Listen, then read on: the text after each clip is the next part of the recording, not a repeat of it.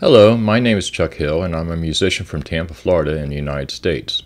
This lesson is for week 4 of Introduction to Music Production at Coursera.org, and I'm going to demonstrate some corrective and creative uses of dynamic processors on a recording by my band.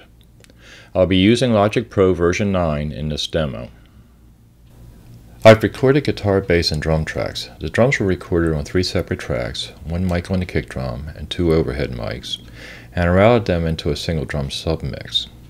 Now I'm not particularly happy with the way the drums sound in this mix, so I wanted to experiment with compression to try to give the drums more presence and maybe get a little more punch from the kick drum. This is what it sounds like right now in musical context.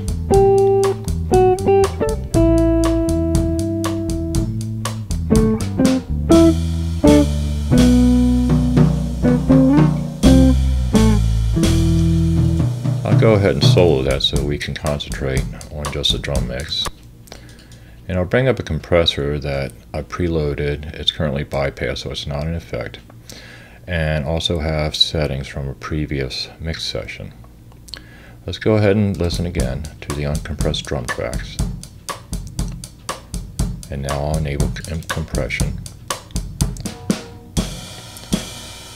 You can certainly hear more thump in that bass drum, but I'm hearing a little more cymbal and snare in the mix than I would like, and it would be nice if I could just bring them down just a little bit.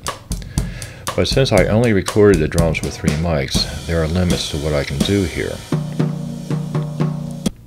So I did a little more research in the Logic documentation and found another type of compressor not covered in this week's lessons, called a multi-band compressor. While our basic compressor has a single input and a single output, a multi-band compressor splits the incoming signal into different frequency bands, allows you to compress each band independently, and combines them into a single output signal. If we consider a drum kit, each part occupies a certain frequency range. We know the bass drum will be at the low end, the cymbals in the high end, and the toms and the snares somewhere in the middle. Even though these frequency ranges overlap, we can still split these ranges to emphasize different parts of the drum kit, with one band consisting of mostly bass and some toms, another band mostly toms with a little bass and snare, and so on. These split points, called cutoff frequencies, can be set up in our multi-band compressor, and you can almost imagine the multi-band compressor as a little mixer for our drum kit that compresses each instrument and allows us to boost or cut the bass, toms, snare, and cymbals. This is Logic's multi-band compressor, the multipressor. We've set up 4 bands, each with its own compression section where I can adjust the threshold, ratio, attack, and release.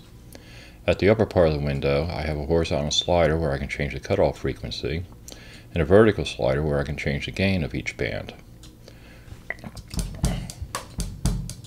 So as you see, I can boost that drum. I can bring back the cymbals and adjust them.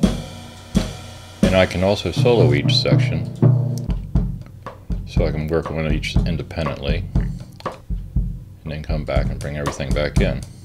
And we can compare to the uncompressed signal. Okay, and we see a difference with the compression.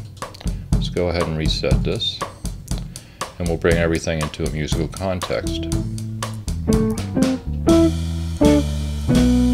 Let's cut back those cymbals and snare a little bit.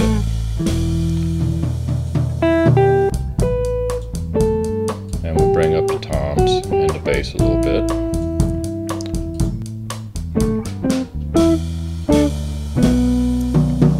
Okay, and we can definitely A-B it, hear a difference.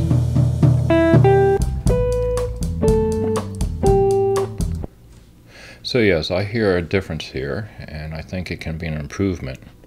There's more adjusting that needs to be done, of course, but I think that this could be a workable setup for mixing the drums. I'd like to mention that there are third-party multi-band compressors available if you don't have one already in your DAW. Thank you for watching this, and good luck with your future music production.